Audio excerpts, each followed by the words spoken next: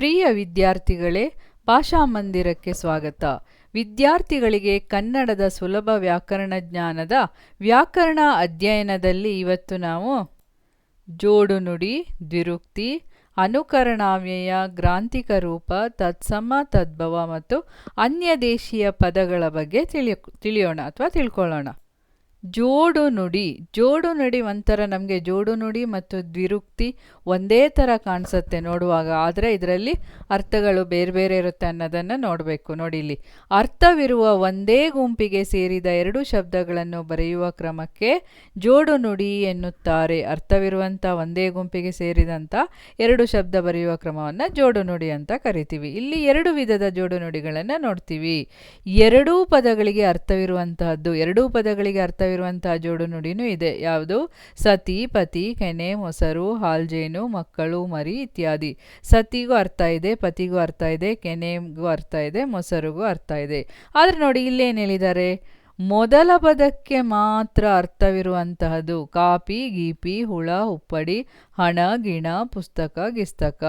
Copy, ಗೀಪಿ, ಕಾಪಿಗೆ ಅರ್ಥ ಇದೆ, ಗೀಪಿಗೆ ಅರ್ಥ ಇಲ್ಲ. ಹುಳಕ್ಕೆ ಅರ್ಥ ಇದೆ, ಹುಪ್ಪಡಿಗೆ ಅರ್ಥ ಇಲ್ಲ. ಆದ್ದರಿಂದ ಇಲ್ಲಿ ಎರಡು ವಿಧಗಳನ್ನು ಹೇಳಿದ್ದಾರೆ. ಮೊದಲನೇ ವಿಧದಲ್ಲಿ ಎರಡೂ ಪದಗಳಿಗೂ ಅರ್ಥವಿದೆ, ಎರಡನೇ ವಿಧದಲ್ಲಿ ಮೊದಲ ಪದಕ್ಕೆ ಮಾತ್ರ ಅರ್ಥ ಇರುವಂಥದ್ದು.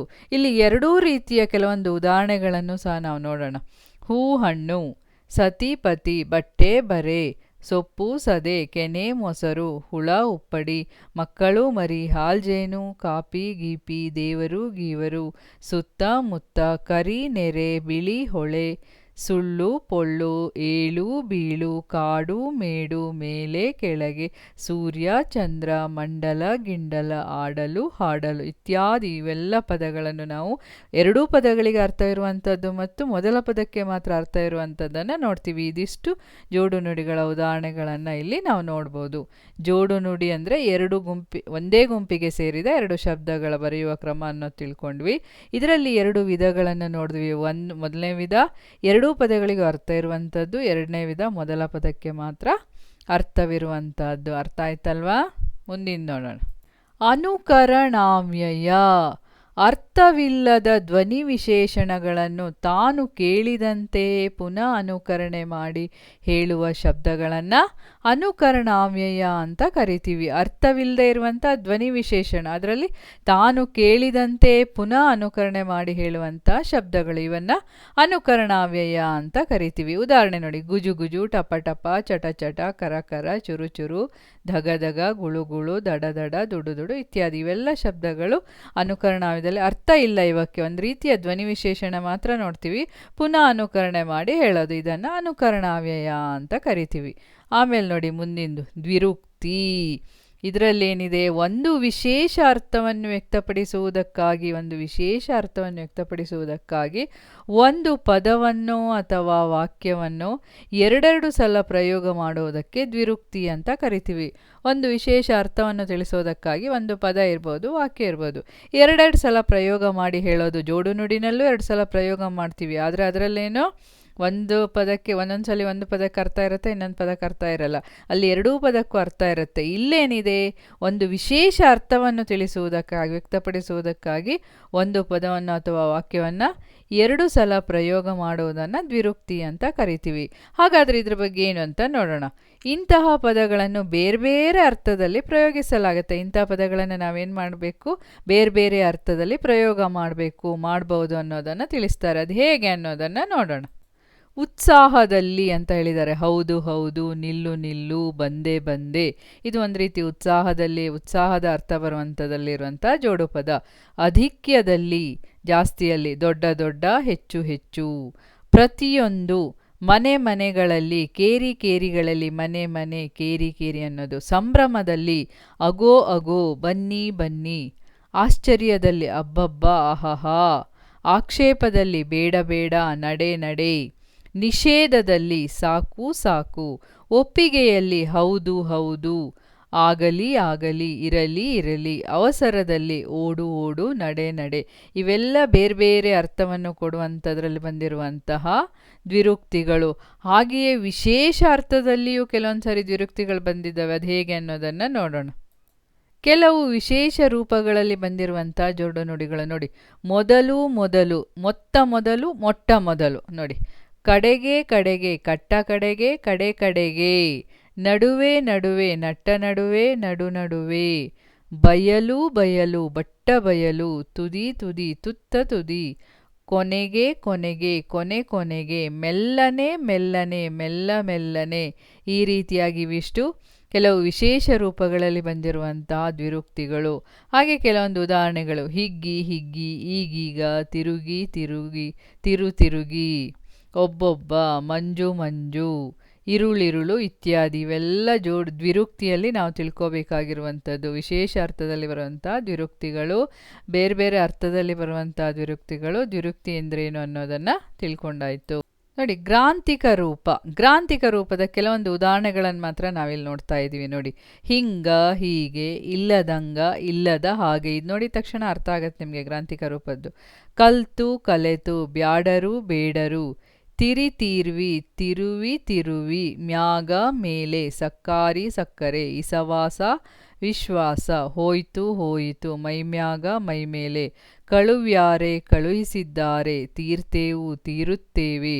ಸಿಡಿದಾಂಗ, ಸಿಡಿದ ಹಾಗೆ. ಗೊತ್ತ, ಗೊತ್ತು. ಇದಿಷ್ಟು ಗ್ರಾಂಥಿಕ ರೂಪಗಳ ಕೆಲವೊಂದು ಉದಾಹರಣೆಗಳನ್ನು ನೋಡ್ತೀವಿ ನೋಡಿ. ಇಲ್ಲಿ ಮುಂದಿಂದು ತತ್ಸಮ ತದ್ಭವ. ತತ್ಸಮ ತದ್ಭವಗಳು ಅಂತ ಬಂತು. ತತ್ಸಮ ಅಂತಂದರೆ ಸಂಸ್ಕೃತದಿಂದ ಬದಲಾವಣೆ ಹೊಂದದೆ ಕನ್ನಡದಲ್ಲಿ ಬಳಸುವ ಶಬ್ದಗಳನ್ನು ತತ್ಸಮಗಳೆನ್ನುತ್ತೇವೆ. ಸಂಸ್ಕೃತದಿಂದ ಬದಲಾವಣೆ ಹೊಂದದೆ ಕನ್ನಡದಲ್ಲಿ ಬಳಸುವಂತಹ ಶಬ್ದವು ತತ್ಸಮಗಳು. ತತ್ ಎಂದರೆ ಅದಕ್ಕೆ, ಸಮ ಅದಕ್ಕೆ ಅಂತ. ಅದಕ್ಕೆ ಅಂದರೆ ಸಂಸ್ಕೃತಕ್ಕೆ. ಸಮ ಎಂದರೆ ಸಮಾನ ಎಂದರ್ಥ. ಸಂಸ್ಕೃತಕ್ಕೆ ಸಮಾನವಾದ ಎಂದರ್ಥವನ್ನು ಕೊಡೋದು ತತ್ಸಮ. ಸಂಸ್ಕೃತಕ್ಕೆ ಸಮಾನವಾದ ಅರ್ಥವನ್ನು ಸಂಸ್ಕೃತದಿಂದ ಬದಲಾವಣೆ ಹೊಂದದೆ ಕನ್ನಡದಲ್ಲಿ ಬಳಸುವಂಥ ಶಬ್ದಗಳನ್ನು ತತ್ಸಮಗಳು ಅಂತ ಕರಿತೀವಿ. ತತ್ ಎಂದರೆ ಅದಕ್ಕೆ, ಸಮ ಎಂದರೆ ಸಮಾನ. ಉದಾಹರಣೆ: ರಾಮ, ವಸಂತ, ಸೋಮ, ಚಂದ್ರ, ಗ್ರಹ, ಪಶು ಇತ್ಯಾದಿಯನ್ನು ನೋಡ್ತೀವಿ. ಇವಾಗ ತದ್ಭವ. ತದ್ಭವ ಹೇಗೆ ನೋಡಿ. ಸಂಸ್ಕೃತದಿಂದ ಕನ್ನಡಕ್ಕೆ ಬರುವಾಗ ಅಲ್ಪ ಸ್ವಲ್ಪ ವ್ಯತ್ಯಾಸವಾಗಲಿ ಅಥವಾ ಪೂರ್ಣ ವ್ಯತ್ಯಾಸಗಳನ್ನು ಹೊಂದಿ ಬರುವಂತಹ ಶಬ್ದಗಳನ್ನು ತದ್ಭವ ಅಂತ ಕರಿತೀವಿ. ಸಂಸ್ಕೃತದಿಂದ ಇದು ಕನ್ನಡಕ್ಕೆ ಬರುವಾಗ ಅಲ್ಲಿ ಬದಲಾವಣೆ ಹೊಂದದೇ ಬರುತ್ತೆ ತತ್ಸಮದಲ್ಲಿ. ತದ್ಭವದಲ್ಲಿ ಸಂಸ್ಕೃತದಿಂದ ಕನ್ನಡಕ್ಕೆ ಬರುವಾಗ ಅಲ್ಪ ಸ್ವಲ್ಪ ವ್ಯತ್ಯಾಸವಾಗಿಯೂ ಬರುತ್ತೆ ಅಥವಾ ಪೂರ್ಣ ವ್ಯತ್ಯಾಸವನ್ನು ಹೊಂದಿ ಬರುತ್ತವೆ. ಅಂಥ ಶಬ್ದಗಳನ್ನು ನಾವೇನಂತ ಕರಿತೀವಿ? ತದ್ಭವಗಳು ಅಂತ ಕರಿತೀವಿ. ಇದಕ್ಕೂ ಅರ್ಥ ಹೇಳಿದ್ದಾರೆ ನೋಡಿ. ತತ್ ಎಂದರೆ ಅದರಿಂದ ಎಂದರೆ ಸಂಸ್ಕೃತದಿಂದ. ಇಲ್ಲಿ ತತ್ ಎಂದರೆ ಸಂಸ್ಕೃತನೇ, ಅದಕ್ಕೆ. ಇಲ್ಲಿ ಅದರಿಂದ ಅಂದರೆ ಸಂಸ್ಕೃತದಿಂದ. ಭವ, ಭವ ಅಂದರೆ ಹುಟ್ಟಿದ್ದು, ಅಂದರೆ ಸಂಸ್ಕೃತದಿಂದ ಹುಟ್ಟಿದ್ದು ಎಂದರ್ಥ. ತದ್ಭವಗಳೆಲ್ಲ ಸಂಸ್ಕೃತದಿಂದ ಹುಟ್ಟಿದ್ದು ಎನ್ನುವಂಥ ಅರ್ಥವನ್ನು ಇಲ್ಲಿ ನೋಡ್ಬೋದು. ತತ್ಸಮ ತದ್ಭವ. ತತ್ಸಮ ಎಂದರೆ ಸಂಸ್ಕೃತದಿಂದ ಬದಲಾವಣೆ ಹೊಂದದೆ ಕನ್ನಡದಲ್ಲಿ ಬಳಸೋದು. ತದ್ಭವ ಎಂದರೆ ಸಂಸ್ಕೃತದಿಂದ ಕನ್ನಡಕ್ಕೆ ಬರುವಾಗ ಅಲ್ಪ ಸ್ವಲ್ಪ ವ್ಯತ್ಯಾಸವಾಗಲಿ ಅಥವಾ ಪೂರ್ಣ ವ್ಯತ್ಯಾಸವನ್ನು ಹೊಂದಿ ಬರುವ ಶಬ್ದಗಳನ್ನು ತದ್ಭವಗಳು ಅಂತ ಕರಿತೀವಿ. ತತ್ ಎಂದರೆ ಇಲ್ಲಿ ತತ್ಸಮದಲ್ಲಿ ತತ್ ಎಂದರೆ ಅದಕ್ಕೆ, ಸಮ ಎಂದರೆ ಸಮಾನ, ಸಂಸ್ಕೃತಕ್ಕೆ ಸಮಾನ. ಇಲ್ಲಿ ತತ್ ಎಂದರೆ ಸಂಸ್ಕೃತದಿಂದ, ಭವ ಎಂದರೆ ಹುಟ್ಟಿದ್ದು ಅಂತ ಅರ್ಥ. ಹಾಗಾದರೆ ಕೆಲವೊಂದು ತತ್ಸಮ ತದ್ಭವಗಳನ್ನು ನೋಡೋಣ ನೋಡಿ. ಇಲ್ಲಿ ತತ್ಸಮ ತದ್ಭವ: ಮೂರುತಿ, ಮೂರ್ತಿ. ಅಭೈ, ಮೂರುತಿ, ಇಲ್ಲಿ ಅಬ್ಬೆ, ಅಬ್ಬೆ ಅಮ್ಮ. ಕಲಶ, ಕಲಸ. ದ್ಯೂತ, ಜೂಜು. ವೈಶಾಖ, ಬೇಸಗೆ. ವರ್ಷ, ವರುಸ. ಅಮೃತ, ಅಮರ್ದು. ವಿಜ್ಞಾಪನೆ, ಭಿನ್ನಃ. ಸುಧಾ, ಸೊದೆ. ಪೃಥ್ವಿ, ಪೊಡವಿ. ದರ್ಶನ, ದರುಶನ. ದೀಪಿಕಾ, ದೀವಿಗೆ. ಶುನಕ, ಸೊಣಗ. ಪ್ರಸಾದ, ಹಸಾದ. ಸಂದೇಹ, ಸಂದೇಯ. ಪ್ರಯಾಣ, ಪಯಣ. ಸಂತೋಷ, ಸಂತಸ. ಮುಖ, ಮೊಗ. ವ್ಯಯ, ಬೀಯ. ಈ ರೀತಿಯಾಗಿ ಕೆಲವೊಂದು ತತ್ಸಮ ತದ್ಭವಗಳ ಉದಾಹರಣೆಗಳನ್ನು ಸಹ ನೋಡಿದ್ದೀವಿ. ತತ್ಸಮ ತದ್ಭವಗಳ ಬಗ್ಗೆ ತಿಳ್ಕೊಂಡಿದ್ದಾಯ್ತಲ್ವಾ? ಮುಂದಿನ ನೋಡೋಣ. ಪದಗಳು ಅಥವಾ ದೇಶೀಯ ಅಥವಾ ಅನ್ಯ ದೇಶೀಯ ಪದಗಳು. ಇಲ್ಲಿ ಅನ್ಯ ದೇಶೀಯ ಪದಗಳು, ದೇಶೀಯ ಪದಗಳ ಬಗ್ಗೆ ನೋಡೋಣ. ಅಕ್ಷರಗಳನ್ನು ಅರ್ಥವತ್ತಾಗಿ ಜೋಡಿಸಿದಾಗ ಪದ ರಚನೆಯಾಗುತ್ತದೆ. ಅಕ್ಷರಗಳನ್ನು ನಾವು ಅರ್ಥವತ್ತಾಗಿ ಸರಿಯಾಗಿ ಜೋಡಿಸಿದಾಗ ಪದ ರಚನೆಯನ್ನು ಮಾಡುತ್ತೀವಿ. ಪದಗಳಲ್ಲಿ ಎರಡು ವಿಧ, ದೇಶೀಯ ಪದ ಮತ್ತು ಅನ್ಯ ದೇಶೀಯ ಪದ ಅನ್ನುವಂಥ ಎರಡು ವಿಧಗಳನ್ನು ನೋಡ್ತೀವಿ. ದೇಶೀಯ ಪದ, ಅನ್ಯ ದೇಶೀಯ ಪದಗಳನ್ನು ನೋಡ್ತೀವಿ. ಇಲ್ಲಿ ದೇಶೀಯ ಪದ ಅಂದರೆ ಕನ್ನಡದಲ್ಲಿರುವ ಮೂಲ ಪದಗಳನ್ನು ದೇಶೀಯ ಪದಗಳು ಎನಿಸುವುದು. ಕನ್ನಡದಲ್ಲಿರುವ ಮೂಲ ಪದವನ್ನು ನಾವು ದೇಶೀಯ ಪದಗಳು ಅಂತ ಕರಿತೀವಿ. ಅನ್ಯ ದೇಶೀಯ ಪದಗಳು ಅಂತಂದರೆ ಸಂಸ್ಕೃತವನ್ನು ಹೊರತುಪಡಿಸಿ, ಸಂಸ್ಕೃತ ಬಿಟ್ಟು, ಸಂಸ್ಕೃತವು ನಮ್ಮ ದೇಶೀಯ ಪದನೇ, ನಮ್ಮ ದೇಶದ್ದೇ ಇದು. ಸಂಸ್ಕೃತವನ್ನು ಹೊರತುಪಡಿಸಿ ಇತರ ಭಾಷೆಗಳಿಂದ ಕನ್ನಡ ಭಾಷೆಗೆ ಬಂದಿರುವ ಪದಗಳನ್ನು ಅನ್ಯ ದೇಶೀಯ ಪದಗಳು ಎಂದು ಕರೆಯಲಾಗಿದೆ.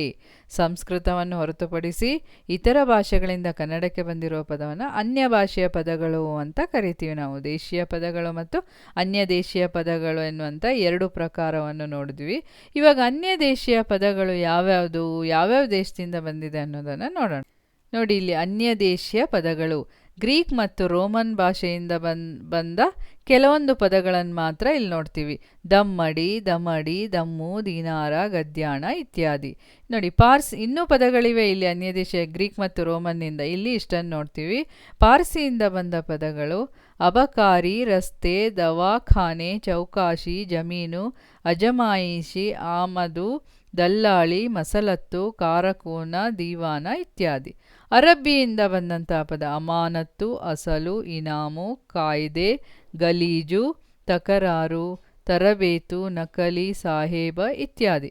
ಪೋರ್ಚುಗೀಸ್ನಿಂದ ಬಂದ ಪದ ಮೇಜು, ತಂಬಾಕು, ಅನಾನಸ್ಸು, ಸಾಬೂನು, ಆಸ್ಪತ್ರೆ, ಚೊಂಬು, ಚಾ, ಇಸ್ತ್ರಿ, ರಸೀದಿ ಇತ್ಯಾದಿ. ಉರ್ದುವಿನಿಂದ ಬಂದ ಪದ ಕಿಮ್ಮತ್ತು, ತಾರೀಕು, ತಾಲೂಕು, ಅಹವಾಲು, ಇಲಾಖೆ, ದರ್ಜೆ, ಬಂದೂಕು, ರುಜು, ಶುರು, ಶಾಮೀಲು, ರುಜು, ಶಾಮೀಲು ಇತ್ಯಾದಿ.